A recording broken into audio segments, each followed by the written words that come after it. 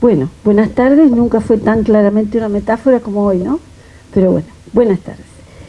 Es buena porque nace un libro y nace un libro de un amigo entrañable, así que eso siempre debe celebrarse con alegría. A mí me causó especial placer leer este libro, no sé a los demás lectores, supongo que les va a ser a todos muy útiles, pero la peculiaridad del placer que yo sentía al leerlo es el periodo y los personajes que son centrales aquí, ¿no? Porque para explicar cómo nació nuestra democracia, Daniel se centra en una etapa en que Aparicio Saravia es uno de los personajes centrales y yo diría además de enorme generosidad política en su participación en este periodo tan gravitante. El otro ineludible, en una relación muy de confrontación pero de espejo, es Valle de Ordóñez, y estamos hablando de una inflexión que abarca fines del siglo XIX y las primeras décadas del siglo XX. Y estamos hablando, como dice el título, de las bases de construcción de la democracia, ¿no?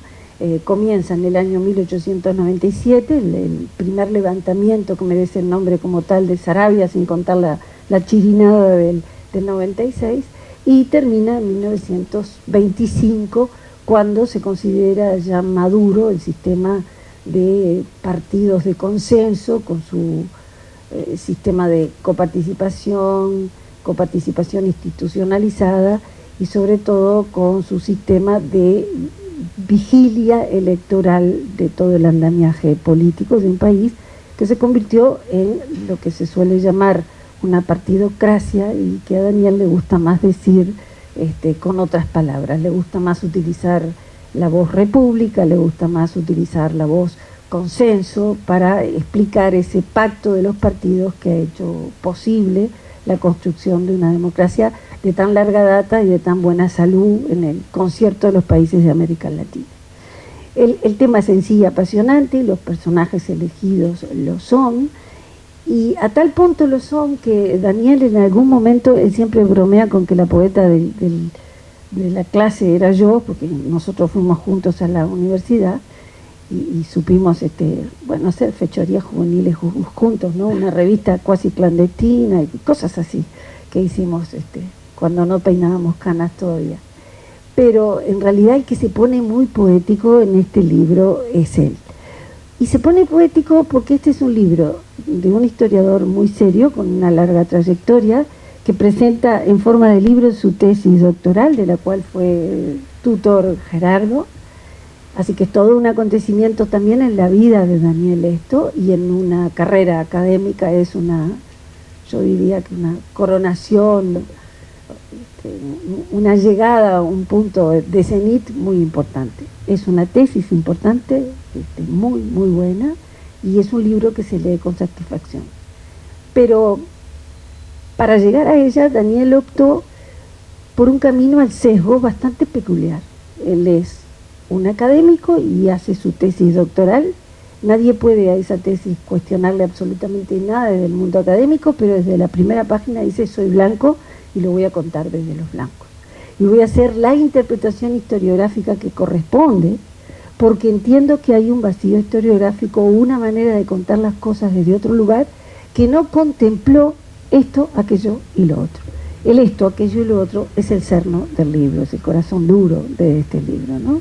Así que eso no es muy frecuente en historiografía, más allá de que nosotros en historiografía estuvimos acostumbrados a muchos historiadores blancos, más blancos que colorados, que no ocultaban su filiación, pero eran capaces de hacer un relato de síntesis que pasara por ser el relato de interpretación y la narrativa central del país. Estoy pensando en Pibel de Otto, por ejemplo, ¿no?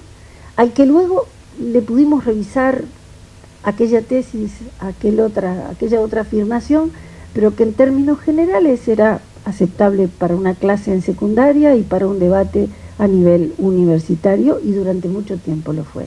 Tuvimos un Lincoln Maistegui, esa oscilación entre soy docente y se me nota cuando escribo, pero puedo llegar a ser un historiador porque soy, como decía Michelet, uno es producto de su libro, ¿no? En los orientales La historia de los orientales, que no exactamente es el título de Machado, ¿no? Se llamaba Los Orientales. La colección de libros de Lincoln Maestegui.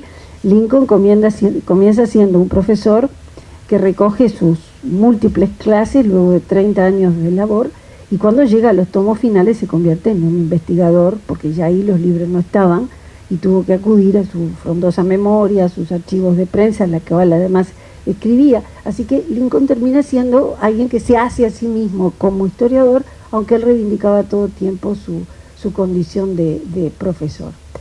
Tuvimos al profesor José de Torres Wilson, que también era fundamentalmente un profesor, a Reyes Abadí, ¿no?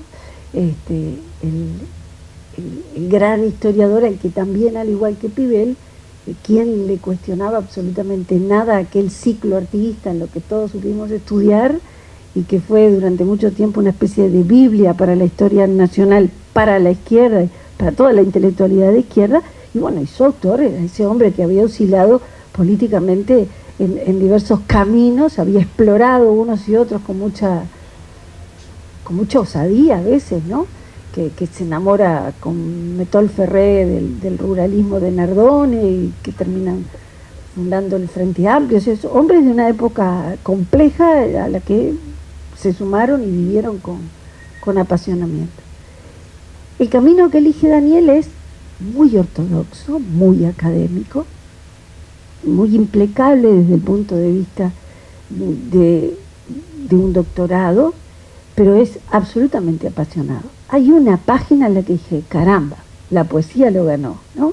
Sobre todo cuando tiene que explicar las revoluciones del 97 y del 4, y cuando tiene que explicar la enorme emocionalidad ligada a la figura de Saravia y a su protagonismo, y no duda en pintar una escena en la que el poncho blanco es una especie de espuma de mar en la cual se mueve como flotando un Saravia absolutamente sacrificial y generoso, y debajo y detrás de él son hordas de arapados que con enorme generosidad brindan su sangre en aquellas patriadas que vaya si se cobraban vidas.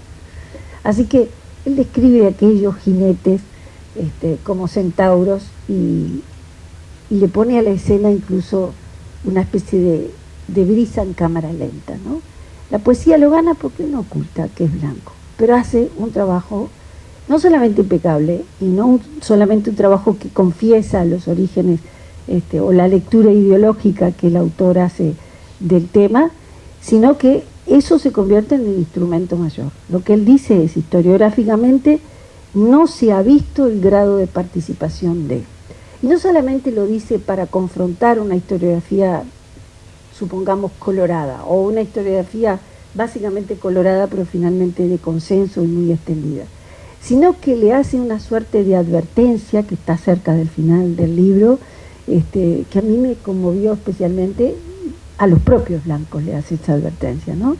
Les dice, cuando ustedes insisten en contar su historia como los guerreros, lo que están haciendo es reconocerle una vez más al Partido Colorado la condición del partido de la modernidad, el partido de la institucionalidad y del civilismo, y ustedes se quedan solamente como los guerreros. Él reivindica a lo largo de todo su trabajo una figura que luego que uno termina el libro está absolutamente convencido, por lo menos en lo personal, del acierto de esa lectura, que es la siguiente: la democracia tal como la conocemos en el siglo XX, la democracia republicana, la democracia de sistema de partidos, la democracia de consenso, nació junto con el sistema electoral y junto con los partidos, y nació de tratativas constantes de una dialéctica especular entre los partidos fundacionales, y nació de los pactos generosos respecto a la civilidad que esos partidos supieron hacer. Esa es la tesis central, ¿no? Aquí llegamos porque a golpes y a ponchazos y a revoluciones hubo algo que se llamó Constitución del 17 o 18 o 19, porque los 3 años son válidas para nombrarla, en lo cual se discutieron las bases de la representación ciudadana. Y cuando él se enoja con los blancos y les pide reclamen algo más que los guerreros, Yo lo entiendo mucho, porque cuando escribí mi modestísimo libro sobre la Revolución del 97, el abordaje de Daniel es mucho más extenso en el tiempo. Yo sentí claramente eso que él manifiesta, ¿no? A mí no me gustaba demasiado Saravia cuando empecé el trabajo, y no me gustaba precisamente porque solo podía verlo como tradición guerrera. Y primero tuve que entender la fascinación que ejercía sobre la gente que lo seguía y tener respeto por eso. Y tuve que entenderla emocionalmente, capaz que soy historiadora y las mujeres tenemos ese reclamo, primero entender por la emoción y después la racionalidad. Y pude entenderlo a partir de una escena muy concreta, de entrega. Digo, caramba, estos hombres viven esto de esta manera, ¿cómo es que yo no entiendo la fascinación que Saravia ejercía? Y a partir de ahí mi trato con Saravia cambió radicalmente. Pero luego entendí la tradición, entendí el carisma, entendí la generosidad de ese estanciero de buen pasar que no tenía por qué embarrarse ni teñirse de sangre para defender nada, porque las condiciones económicas las tenía, que sin embargo luchaba al frente de una larga columna de gente harapienta que era el pobrerío rural. Leí atentamente Barrán y Nahum y seguía buscando claves de cómo y por qué se daba esa filiación, esa alianza, hasta que llegué a las cartas de un Saravia que ya no era tan épico, por lo menos en apariencia, ya no era el jinete joven, delgado y barbudo del 97, sino que era el señor que había aumentado 30 kilos, 1901, 2, 3, la antesala ya de la revolución que se llevó su vida, un señor muy grueso, muy establecido cómodamente en el cordobés, que tenía un buen secretario que le escribía una gran cantidad de cartas. Y en esa cantidad de cartas, alguna con su grafía y sus faltas de ortografía, y otras con la letra notoria del secretario, comencé a ver aquello tan dual de mandar comprar armas, pero a su vez mandar a votar. Y ahí pude entender eso que Daniel trabaja también en su libro, ¿no? Las armas eran para custodiar la posibilidad de que hubiera una falencia en el sistema electoral. Si lo hay, si se insiste en escatimar o en robar la voluntad soberana, entonces las armas se utilizan, pero no eran el objetivo primero. Esos 30 kilos que se engordó Saravia, para mí fueron un dato, ¿no? Nadie que engorda 30 kilos está pensando en subirse a un caballo para salir a matar o morir mañana. Tiene cierta comodidad que no coincidía con la situación política en la que estaba. Era un hombre que parecía estar más cómodo en la paz que preparado para la guerra, sin embargo no dudó un segundo en la guerra. Esas pequeñas bisagras Daniel las trabaja hasta que llega a esa tesis central. Estos partidos han hecho un pacto y la democracia es producto de ese pacto. Yo recordé que mientras yo estaba escribiendo el libro del 97, iba a la Biblioteca Nacional a consultar la hemeroteca, sobre todo, porque estaba muy dispersa la participación de los hombres y las crónicas de la época del 97.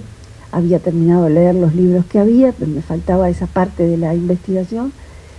Solía encontrarme con Daniel y me daba consejos como me los daba en la facultad, porque él para todos en la facultad era, no es que fuera mayor que nosotros, que creo que era hace un año o dos, sino sobre todo cuando nosotros entramos en la facultad, él ya era ayudante de Pibel Devoto, entonces lo mirábamos, imagínense, Daniel siempre sabía más que nosotros, y nos daba desde consejos bibliográficos hasta piques para sobrevivir en el oficio que habíamos abrazado.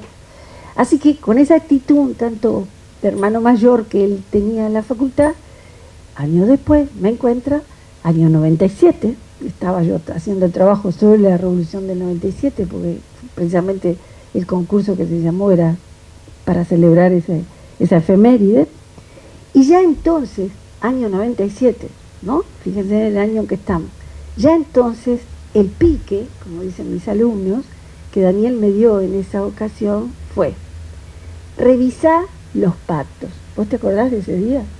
Revisá los pactos. Porque fíjate que después que termina la revolución y hasta el 4, todos los pactos que se hicieron fue para estirar como un chicle la situación política. Los colorados no querían ir a elecciones porque temían que el Partido Blanco pudiera ganarles, así que pactaban un lugar, pactaban algo del sistema electoral y volvían a tirar otro tiempo más sin dejar de ser el partido de gobierno, sin dejar de ser el partido mayoritario. Me lo dio como quien da, no sé, una fórmula secreta o un billete premiado del 5 de oro, ¿no? Y de verdad me resultó fantástico.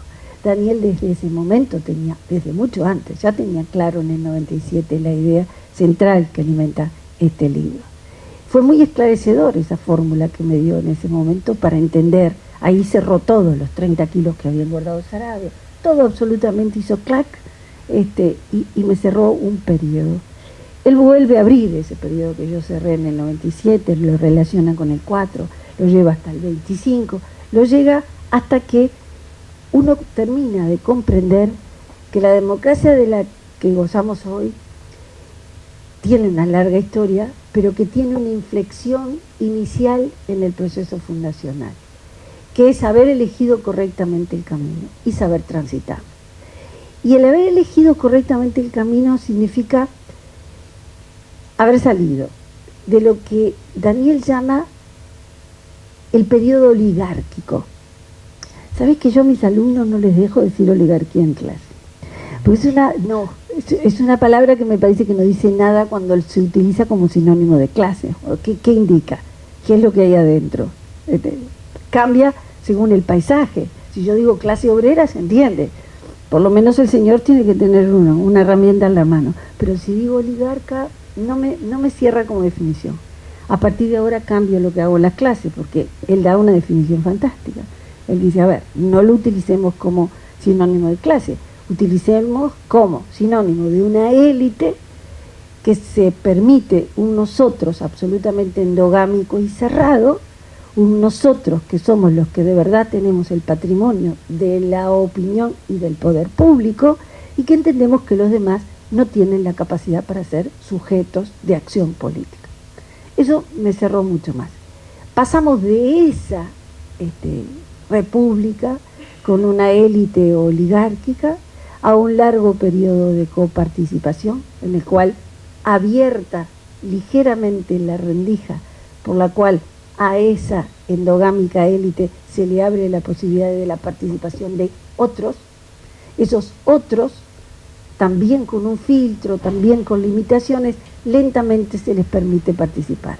La clave de ese periodo es la coparticipación política, que siempre tiene tan mala prensa en nuestros libros, que debería tenerla mucho mejor, porque fue un ensayo necesariamente sujeto a provisionalidad, pero sin duda un ensayo que demostró lo básico para el horizonte político que seguía, y es: dos facciones distintas no solamente pueden colaborar y entenderse, sino que deben hacerlo. El sistema de partido casi excluyente no es válido y demostró que no servía. Luego, hacer un cambio de este tipo, pasar a una apertura por la cual van pasando diversos participantes hasta que llegamos al voto universal masculino. Las mujeres tuvimos que esperar un tiempo más. Eso implica muchos otros cambios. No solamente se amplía la ciudadanía, se pasa del voto secreto, del voto público, perdón, al voto secreto. Se pasa de votar en una mesa con los comisarios y los jefes políticos presentes a decir en voz alta la elección y a correr el riesgo político correspondiente, ¿no? ¿Quién se animaba a decir yo no voto por usted ni por su continuidad, o los de su grupo voto por otro? Y después hay que salir y los caminos eran bastante solitarios y largos. Así que había que tener bastante valentía y bastante arrojo para eso. Se pasa de un voto censitario a un voto universal masculino. Votan algunos, los excelentes, los que tienen determinada posición social y económica, al voto abierto a todos, incluso a aquella alud de migrantes que transformó tan radicalmente la faz de nuestro país. Así que ese orden que se establece es de cambios muy notorios, muy pautados y muy peleados. Daniel hace la historia exacta de lo que se pelea en los campos de batalla y lo que se pelea a punta de rifle y de lo que se pelea por medio de un pacto, por medio de un acuerdo, por medio de una cláusula, o por medio de la creación de una institución, por medio de la vigilia ciudadana permanente, hasta que se alcanza la representación proporcional, el equilibrio de las instituciones, de los que luego hicimos parte de nuestra identidad hasta el presente. Quizás la deducción política mayor que yo saco de este libro es cómo siempre supimos dialogar. A veces nos costó guerras enteras y una cuota de sangre muy grande, pero creo que desde el principio supimos dialogar.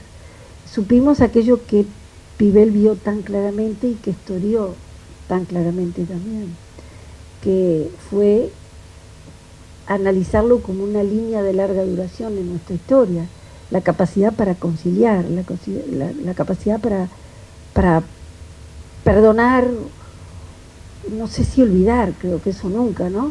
Pero por lo menos acomodar las partes. Siempre pensé lo extraordinario, lo raro y lo fuerte como imagen política que era aquello de que un soldado en armas se convirtiera en sargento del ejército de la revolución. Cuando las revoluciones terminaban, era licenciado y se lo incorporaba al ejército contra el cual se había levantado en armas con el mismo grado que la revolución le había dado, ¿no? Entonces pueden hacer una revisión de las muchas formas de acuerdo, de perdones, de amnistías, pero esa figura me pareció siempre la más impresionante. Te reconozco los méritos militares que acumulaste por enfrentarte a mí y te hago parte de. Siempre recuerdo a mis alumnos las imágenes de asombro transmitidas por los cronistas extranjeros cuando en medio de una guerra se hacía un alto y veían la prisa con la que la gente corría a encontrarse, porque las guerras civiles siempre son aquellas que dejan parientes de un lado y del otro de las trincheras, ¿no? Así que creo que este país ha sido muy generoso en sangre en el siglo XIX, muy generoso en desorden, que es una forma desesperada de buscar orden, y que este libro cuenta cuál fue el orden final. Y el orden final fue el orden partidocéntrico, que Daniel llama más bellamente y quizás más acertadamente el orden de una república y una democracia de consenso. Agradezco infinitamente el libro, agradezco mucho que hayas hecho el raconto de aquella aristocracia de guante lila, aquel espléndido Julio Herrera Lloves, tan aristocrático como envanecido y tan estoico en la pobreza final, que es quizás uno de los mejores retratos del patriciado que pierde su fortuna en el ejercicio del poder político, porque eso también hay que decirlo. En este país, rara vez, o quizás nunca, me inclino a creer que nunca, alguien ha llegado al poder para llenarse de dinero. Más bien han perdido el poder económico que tenían en aras del ejercicio ciudadano. Y creo que por suerte nos enseñaron a todos a que el ejercicio ciudadano es la última cosa que se renuncia, y somos esta gente peleona que hoy está acá a las 4 de la tarde porque nadie quería perderse el debate a las 8 y si no nadie venía, así que tuvimos que hacer un cambio de horario, ¿verdad? Eso me encanta de nosotros mismos. Descubrí cosas muy importantes de nosotros mismos leyéndote, Daniel, y me dio enorme satisfacción ver que no me equivoqué cuando llegué a la facultad. Hice un paneo así, dije, el más inteligente de todos estos es aquel, voy a tratar de ser su amiga. Gracias.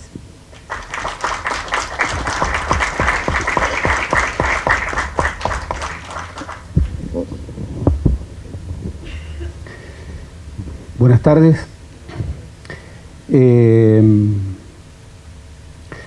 Antes que nada, quiero agradecerle nuevamente a Daniel. Este libro tiene mucho de una historia nuestra, a pesar de que es en un 99,99% su historia, pero tuve la suerte inmensa de poder acompañarlo en un proceso largo y profundo que fue la elaboración de su tesis y luego la construcción del libro. Y eso reafirmó una historia de amistad muy profunda, una historia de reencuentro muy profunda, muy entrañable, que yo valoro muy especialmente.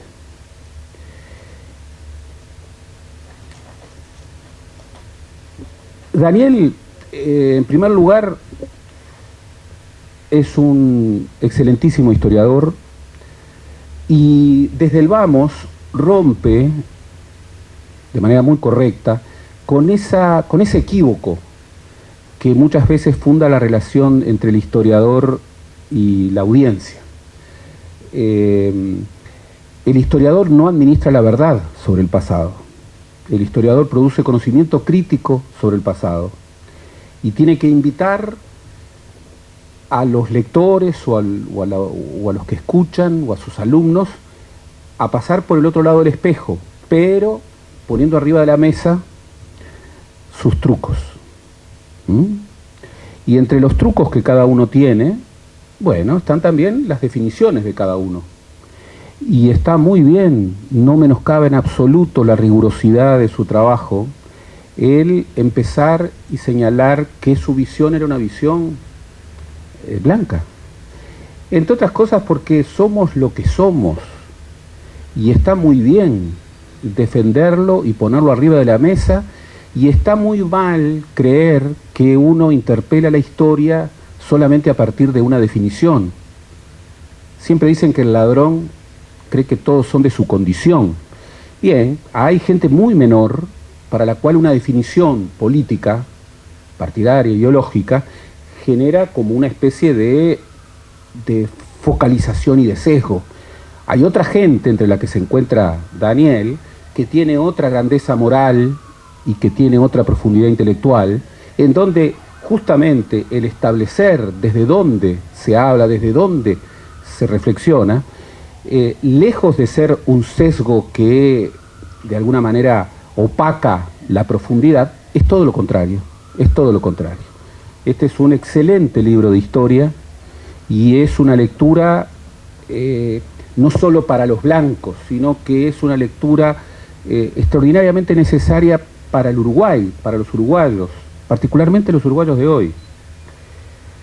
Esta es una investigación con un marco teórico profundo, que entre otras cosas supone, bueno, una profundización de cómo se construye una democracia, que entre otras cosas reflexiona sobre algunas cosas obvias que sin embargo muchas veces olvidamos.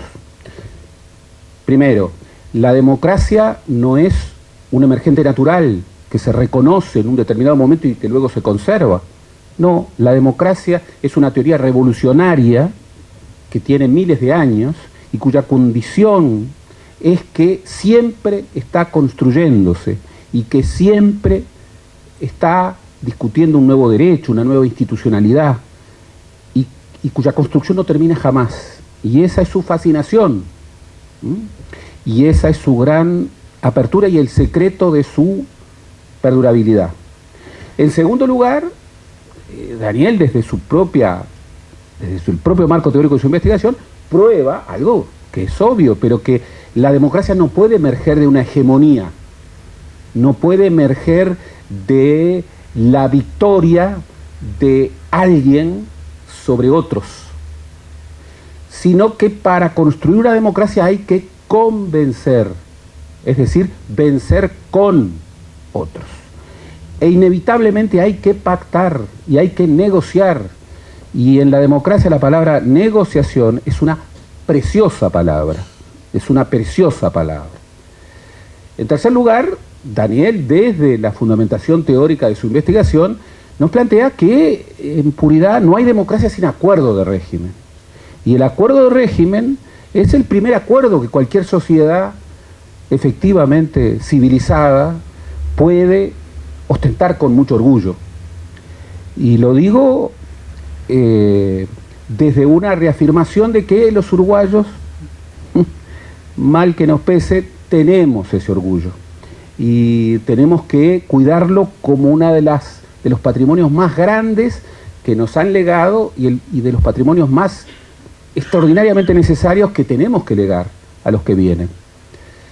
El acuerdo de régimen, que es el pacto para disentir, que es la plataforma pactada, necesariamente pactada, acordada, nunca fruto de una hegemonía, sino de un convencimiento de vencer con los otros, particularmente los otros más diferentes, que es la plataforma para poner arriba y tramitar nuestras diferencias, legítimas y absolutamente imprescindibles, frutos de una sociedad dinámica que no puede ser sino una sociedad plural, que incluso tramita conflictos morales, conflictos de ideas, conflictos de intereses, pero los tramita respetando los derechos, los tramita recelando del poder, los tramita con el laudo del soberano que no es otro que el pueblo. En una democracia no gobierna Dios, no gobiernan los sabios, no gobiernan los proletarios, gobiernan los ciudadanos y ellos son los soberanos. Y esto es maravilloso, absolutamente maravilloso. En su investigación, que es una investigación historiográfica, él atraviesa 4 estancias, 4 momentos, 4 circunstancias. Lo que él llama bien el civilismo oligárquico, entre 1890 y 1896, el régimen provisional de la coparticipación territorial, entre 1897 y 1903, la vigencia de un sistema de partidos dominante reformista, pero al mismo tiempo excluyente, entre 1904 y 1916, y el formato fundacional de una democracia clásica entre 1917 y 1925. Y realmente el ejercicio que hicimos a lo largo de la elaboración de la tesis era muy interesante y hasta nos reíamos mucho, porque yo a veces le decía, Daniel, en esto estás siendo muy blanco, estás como no terminando de entender al otro, que era ballista. Entonces él me replicaba, y bueno, vos hacé de ballista. Y así jugábamos y debatíamos y discutíamos, que es una buena manera de hacer historia, porque realmente no se puede construir historia si uno no puede llegar a tener la imaginación de advertir y de curiosear sobre cómo piensa el otro más alejado. Entonces él tuvo que entender no solamente cómo pensaba Martín C. Martínez, cómo pensaba en sus claves institucionales, cómo pensaba Washington Beltrán, sino que también tuvo que interiorizarse de cómo pensaba de manera diferente, desde otras concepciones de la democracia, bueno, Valle y Ordóñez. Yo cuando Anita decía que Aparicio había engordado 30 kilos entre 1900 y 1903-4, bueno, ¿cuántos habrá engordado don Pepe? Que por cierto era bastante más gordo. Y no me termina de convencer eso de que el que haya engordado era una condición de que no iba a haber guerra. Porque don Pepe engorda. Yo ando a caballo, pero tengo la prevención de Juan Andrés. Juan Andrés, que sabe andar mucho mejor a caballo, sin embargo se cayó, ¿no?, alguna vez. Y bueno, yo también me he caído y trato de evitar caerme muy seguido. Anita es otra cosa, porque Anita anda a caballo en el Cerro del Verdún. Así que se imaginan que está santificada. Está certificada. La lectura de Daniel es una lectura absolutamente novedosa, no porque plantea ideas que no se hayan manejado antes, sino que las plantea con una radicalidad y con una rigurosidad y con una documentación, en muchos casos inédita, que la hace muy persuasiva. En primer lugar, el pacto que generó la segunda constitución del país, la segunda constitución de la República, fue un pacto democrático. Fue un pacto en donde, bueno, hubo un acuerdo de régimen, no total, pero sí decisivo, que tenía que ver con ciertas perspectivas, digamos, de lo que Jiménez de Aréchaga llamaría, con mucho acierto, un edicto perpetuo de la Constitución, sobre todo vinculado con derechos, pero luego también un acuerdo institucional, un acuerdo de cómo tramitar las diferencias. Y allí, eso que a veces se ha dicho con cierto recelo, esa constitución híbrida, bueno, fue una constitución muy pactada. Yo recuerdo que Pibel, al que tanto hemos nombrado, decía que era la mejor constitución, la constitución más democrática, ¿no? Porque Pibel además, para sorpresa de muchos, era colegialista, afirmadamente colegialista. Y además blancos, en ese momento también lo eran. Por supuesto, por supuesto. Sin decirlo, lo eran. Por supuesto. Y además, a Pibel le encantaba esa idea de elecciones casi anuales, que era una idea muy republicana, ¿eh?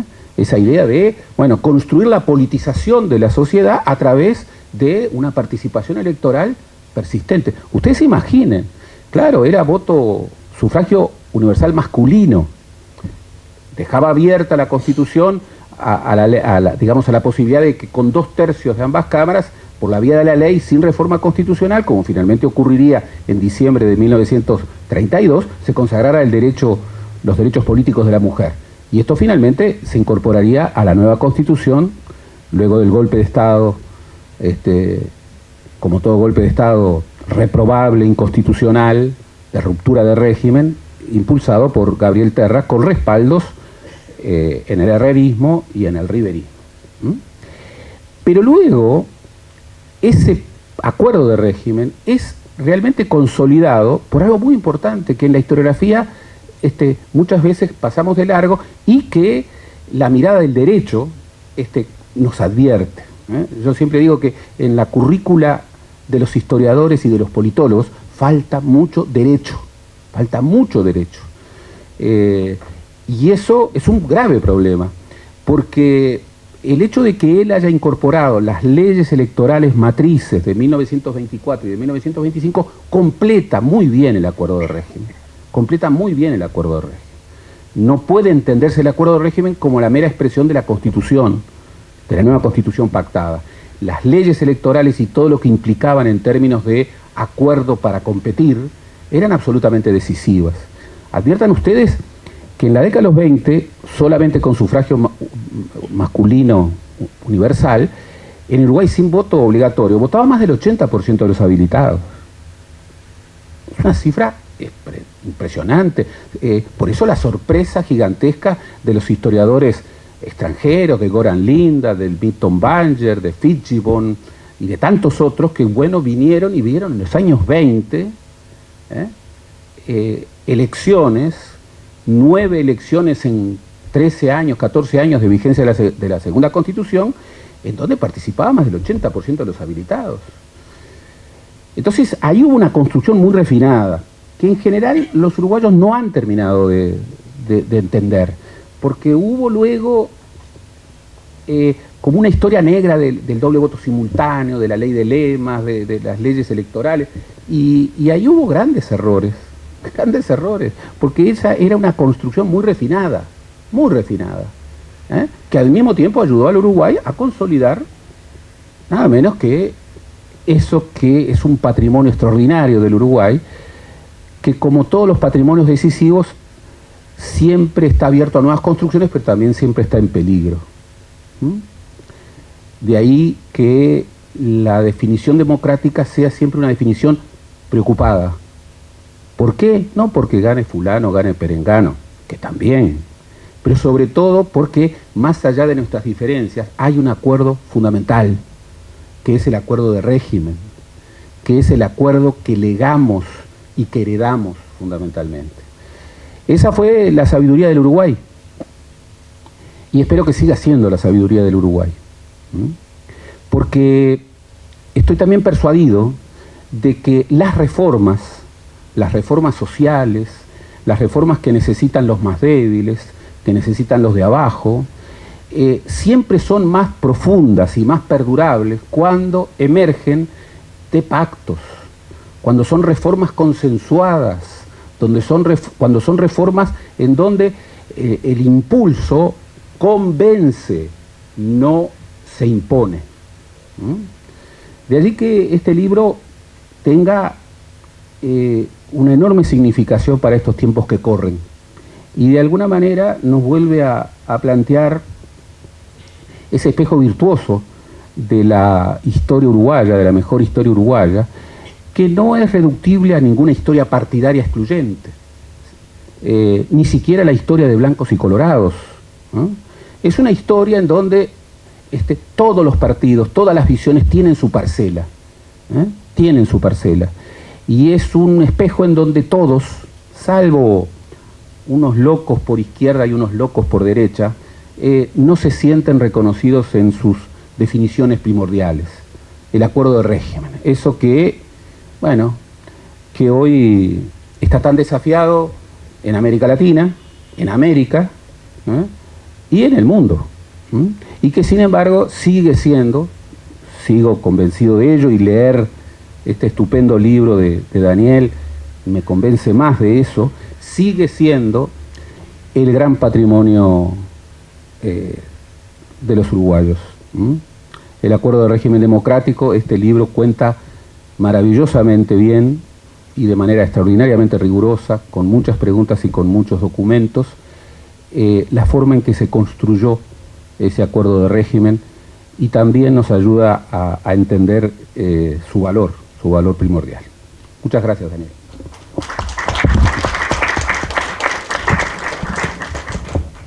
Bueno, primero, muchas gracias a todos ustedes por acompañarnos en esta tarde tan inhóspita, animarse con este diluvio, acercarse hasta aquí.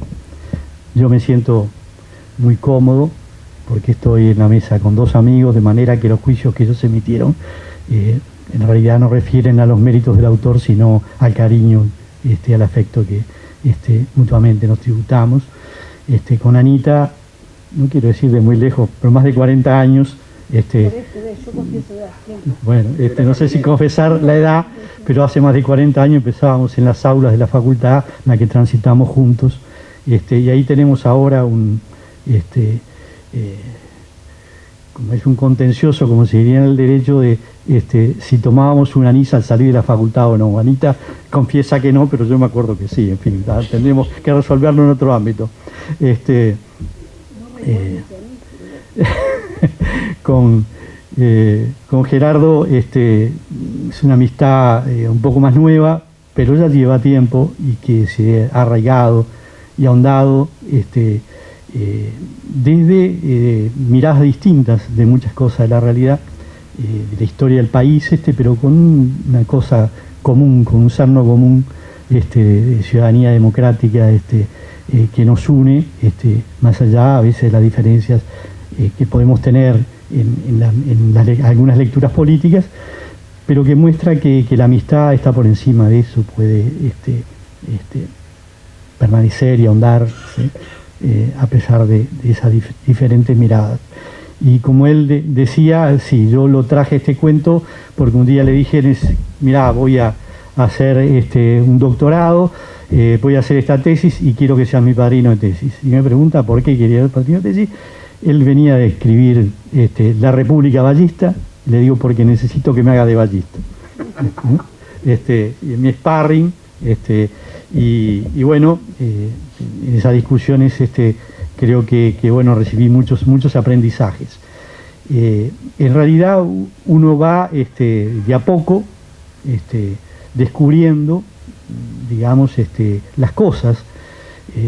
Por ejemplo, yo he trabajado bastante sobre la historia del pasado reciente y a mis estudiantes en la universidad siempre les planteo algunos dilemas, ¿verdad? Y para empezar sobre esa historia reciente siempre le planteo ¿cómo puede ser que una sociedad como la uruguaya, con convicciones profundamente democráticas, un arraigo muy fuerte de valores y de principios de la libertad, del derecho, un día, sin embargo, perdimos la democracia? ¿Cómo nos pudo pasar?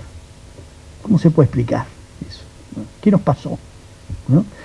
Y también luego les planteo, a su vez, cómo fuimos capaces de recuperarla. ¿Por qué caminos? ¿De qué modos?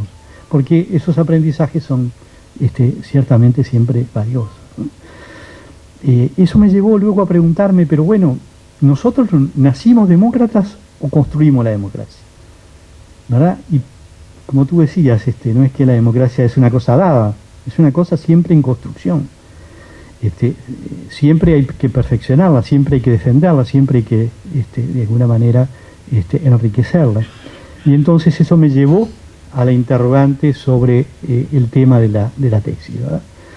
Entonces cuando llegué allí, a ese periodo tan central de nuestra historia, con una historia atrás del siglo XIX, que han trabajado muy bien los historiadores, que han trabajado sobre la partidocracia uruguaya, me di cuenta de que coincidía ese tiempo con lo que comúnmente llamamos el periodo vallista, y que hay una muy prolífica historiografía, ¿no? Alguna es geográfica, ¿verdad? Otra es más crítica, pero todas tienen el problema de que iluminan al actor vallismo como si fuera el único actor, y colocan en situación de marginalidad a los otros actores, obviamente al contrincante, al Partido Nacional, pero también, digamos, a los grupos colorados no vallistas, los grupos independientes y después el anticolegialismo. Y entonces una de las cosas que uno quiere recuperar en esta investigación es esa mirada que nunca se mira, poner luz sobre aquello que nunca se ilumina, ver cuál fue la gestión, cuál fue el aporte, cuál fue digamos, esas convicciones y los libretos morales, políticos, las convocatorias ciudadanas que tenían esos otros actores que generalmente son marginados en la mirada.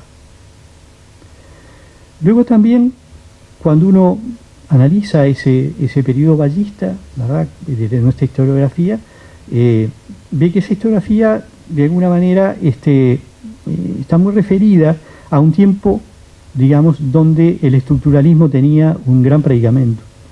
Y eso hace de la historia económica, social, de las estructuras económicas y sociales, digamos, un elemento primordial de análisis, pero también aquí vuelven a quedar como en penumbra una cosa tan importante como es qué pasa con lo político, qué pasa con lo político institucional, con la construcción institucional.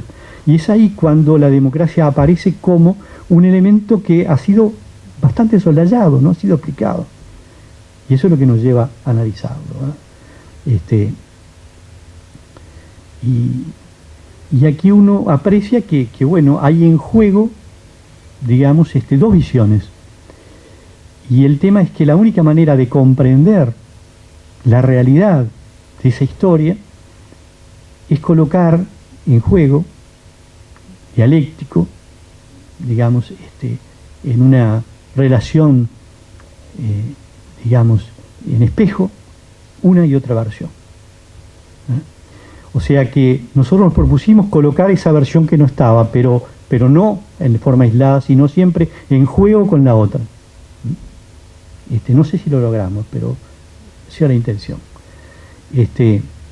Digamos, una es una visión que claramente está muy impregnada por el hecho de que el Partido Colorado ha sido el partido de gobierno del año 65, 1865, y que tenía en la figura de Valle, en su visión, un modelo país. Y que creía que para llevar adelante ese modelo de país, que suponía transformaciones del aparato productivo, del aparato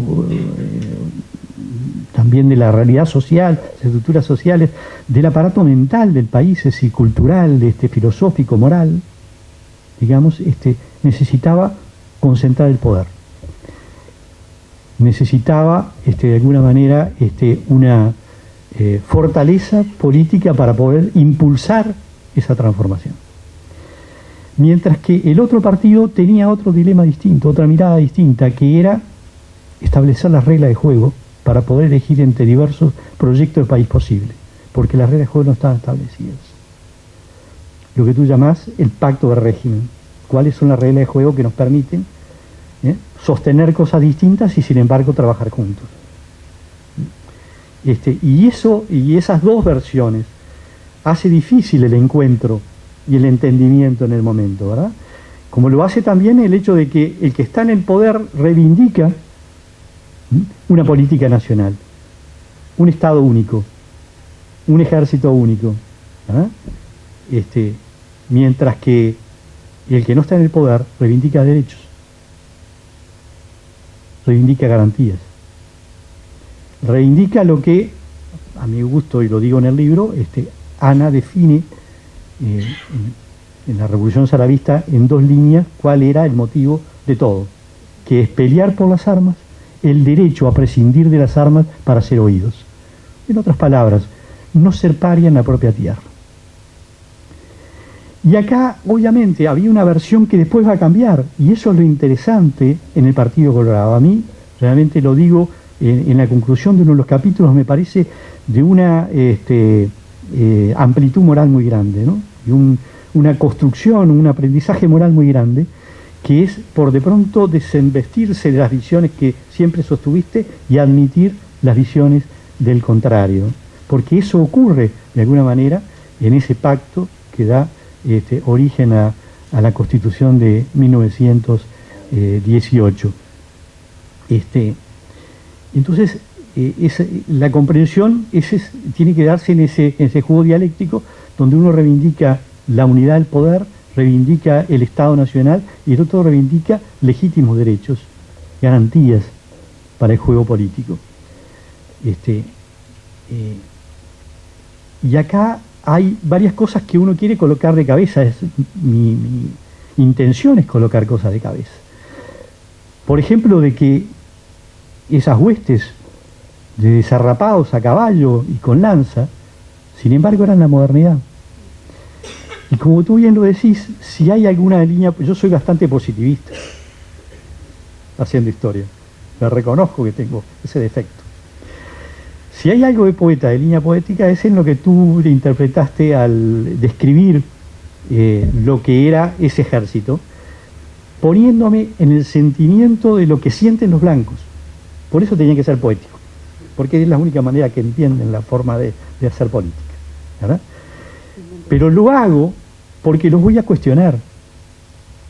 Lo hago porque a mis compañeros, o a la que tienen mi visión, estoy diciendo, en la medida que ustedes, cuando hablan de Saravia, hablan solo de lo guerrero, le están entregando a los otros ser el factotum de la modernización, cuando en realidad no hay nada más moderno que pelear por garantías del derecho, por pelear de que el origen de las magistraturas públicas efectivamente proviniera de la soberanía popular, porque no lo provenían. Eso lo mostramos en eso que yo llamo la oligarquía política, o de la república dirigida o de la república invertida, que es que el parlamento no se elige por el pueblo, sino que se elige la casa gobierno, se digita la casa gobierno.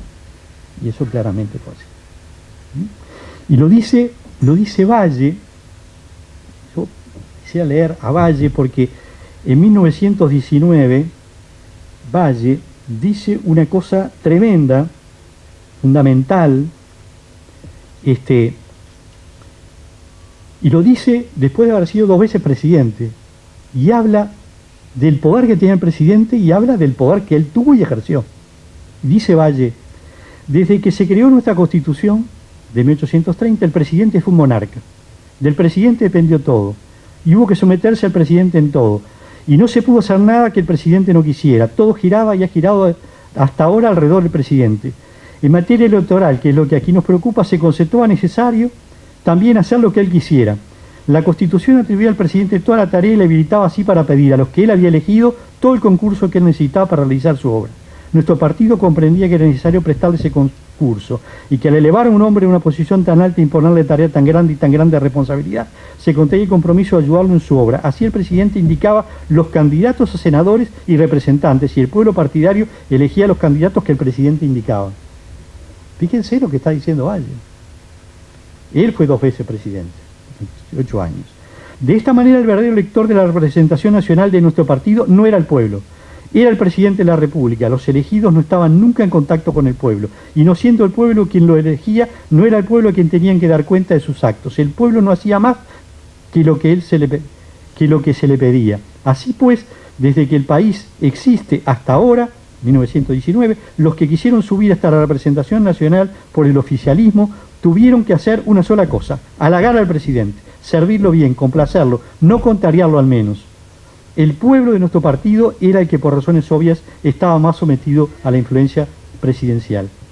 Y dice un poquito después en este discurso de Minas: tampoco podía decirse que el presidente fuera elegido por el pueblo, porque el presidente que terminaba su mandato no podía menos que ejercer una influencia decisiva sobre la elección del nuevo presidente que resultaba elegido, en realidad por él, consultando los intereses del limitado grupo de hombres de que formaba parte. Es tremendo, es impresionante, es la República mentida, y lo dice Valle, y dice que él, siendo 2 veces presidente, hizo esto. Y está muy bien, porque aquí hay otra visión, otra mirada ya, hay una evolución, cuando ya empieza a regir la nueva institucionalidad, la primer poliarquía del Uruguay. Y esto requirió cambios, requirió, por ejemplo, que el Partido Colorado, fundamentalmente Valle, que de alguna manera es un político del siglo XIX, es un político de la defensa todavía, ¿no? En muchos aspectos, ¿no? Es moderno en una cantidad de cosas, es transformador, pero como político es más un político colorado del siglo XIX. Eso es mi impresión. Después lo discutiremos largamente. Y él piensa que la democracia la construye el Partido Colorado. Como tú ves, se construye desde un solo partido. Mucho tiempo piensa eso. Y entonces viene otro hombre colorado, y por eso el libro alumbra también lo otro colorado que no es el vallismo, que siempre ha sido dejado de lado. Y en este caso a Rodó. Que dice, bueno, lo sé casi de memoria, puede leerlo decir, le dice a un parlamento que es todo colorado, no hay un solo blanco, porque están en la abstención y no tienen un solo representante. Y les dice, mire, los blancos, son la mitad del país. Alguien podrá decir que son un cuarto, que son un tercio, en términos de tradición son más, son medio país. Ellos son, le dice, y ahí está la otra mirada, la otra visión, que es la que se va a imponer. Ellos son, le dice, sangre de nuestra sangre, hueso de nuestros huesos. Un colorado le dice a sus compañeros colorados, ellos, los blancos, son eso. Y les dice, y termina su discurso diciéndoles, nosotros solos no podemos construir la democracia. Lo necesitamos a ellos para construir la democracia. Sin ellos no podemos construir democracia en Uruguay. Es la visión de que efectivamente la democracia requiere el concurso de todos. Requiere conjugar a todos. ¿Y por qué ese pacto fue tan importante? Porque fue un pacto del que todos se sintieron solidarios, partidarios y implicados. Y eso es lo que le daba, digamos, la capacidad de sobrevivir en el tiempo. Porque era de todos. Todos se sentían implicados. Yo traigo allí a colación, digamos, algún juicio de gente muy importante del derecho argentino, que dice precisamente eso. Podrá ser discutible tal aspecto, todo otro aspecto desde el punto de vista técnico, pero lo importante, lo central, es que esta democracia que nace como un pacto de los dos partidos que tienen 99% en ese momento de la ciudadanía. Y eso es lo que le da relevancia, que se ha hecho en esa construcción. Más adelante esto, digamos, se continúa haciendo de dos maneras, parece a mí, ¿no? Importante. uno que lo vio con claridad, una inteligencia como la de Real de Azúa, dijo, esta generación lo mueve un aspecto, una cosa, exorcizar el poder. ¿Cómo desarmamos el poder enorme que tiene el presidente? Y allí uno va viendo todo el libreto nacionalista llevado en la cabeza de Martín C. Martínez, cómo armar, digamos, un paquete institucional que permitiera, de alguna manera, exorcizar el poder, desmontar el poder. Y allí aparece entonces esa división del poder en dos, entre fines primarios y secundarios, es una idea de Ubimioso Terra. Ahí aparecen los entes autónomos, el artículo 100 de la Constitución, es decir, desgajar del presidente de la República las empresas que había creado el vallismo. Decimos, seguimos con las empresas que creó el vallismo, pero se las sacamos al presidente y hacemos entes autónomos. Es una construcción allí de un cambio, ¿no? Y hacemos la autonomía departamental, es decir, la descentralización territorial. Y le ponemos el voto secreto y la representación proporcional, con lo cual pluralizamos el Parlamento. Y al Parlamento le damos más poder. Le permitimos que la minoría interpele y le permitimos que pueda pedir comisiones investigadoras y pedir informes a los ministros. Si lo que hoy conocemos como talante natural de nuestro funcionamiento democrático. Y eso era superar la división tripartita clásica de Montesquieu. Era construir una serie de mecanismos, casi todos ellos colegiados. Por eso digo que había muchos blancos colegiados y Martín C. Martínez era colegiado claramente, colegialista, ¿no? Era construir organismos colectivos donde estuvieran presentes los dos partidos. En lo departamental, en unos lugares había mayoría de un partido en un departamento y mayoría de otro partido en otros, conduciendo esas autonomías departamentales.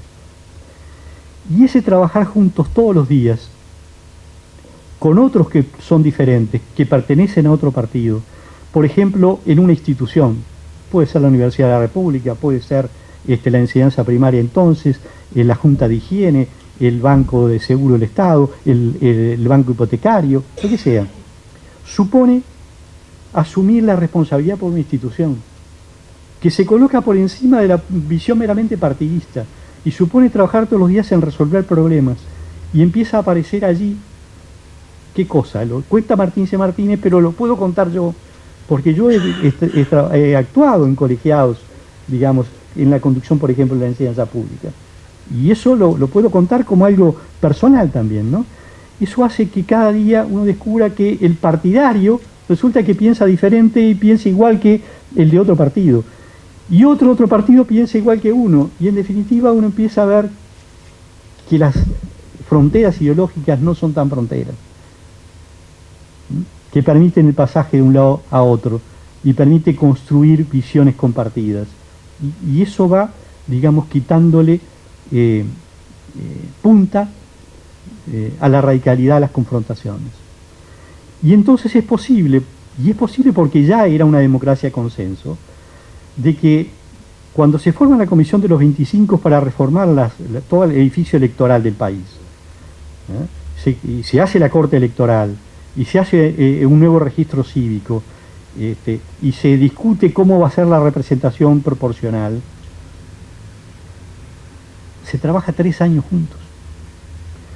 Partidos que tenían 1000 votos, 800, 2000 votos de diferencia, que competían por el poder, trabajaron juntos 3 años. Y no en una comisión parlamentaria, porque sí es cierto que trabajó la redacción en una comisión parlamentaria, todas las decisiones pasaron por los ejecutivos de los partidos y pasaron por las convenciones de los partidos. Y entonces había allí ya una construcción, digamos, en el sentido de sentir que la democracia solo era posible desde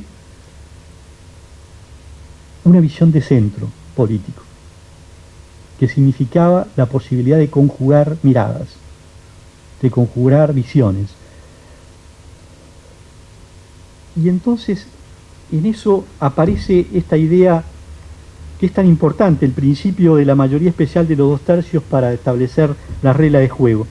Y ahí en la discusión quien propone la Comisión de los 25, que es el diputado Roberto Berro, diputado herrerista, dice: ningún partido unilateralmente define la política del país y sus normas institucionales. Unilateralmente. Esto debe ser el resultado de la colaboración de todos los partidos. Se requiere para ello de una conversación, dice, de todas las tendencias políticas del país. Esa obra debe hacerse por medio de transacciones y mutuas concesiones, vigilados y contraloreados los unos por los otros, para hacer las cosas lo más perfectas posibles. Ello permitirá suprimir los apasionamientos del momento, el apresuramiento, las impaciencias, dando paso a una serena reflexión, a una obra meditada y razonada. Se trata de establecer mecanismos institucionales que obligan a la coparticipación en la definición de las reglas de juego. Tú llamabas el pacto de reglas. Y esto es lo que hace a la democracia. Cuando esto pasó, se terminaron las revoluciones. ¿Por qué? Porque los blancos dejaron de sentirse parias, se sintieron incorporados, sintieron parte. Entonces ya no necesitaban encender fogones y una bandera patria para todos. Sentían que la patria era para todos. Y esto es lo que el libro intenta contar, de alguna manera. En la idea de que tal vez esa democracia hizo transformaciones en forma más criteriosa, más cuidadosa, pero no fue conservadora. Que hay un canon de inteligencia de la democracia que es los cambios, las transformaciones, la evolución requiere un entendimiento, y eso lleva tiempo, limar cosas, encontrar los consensos. Pero en todo caso, la idea me parece que siempre requiere más democracia. Muchas gracias.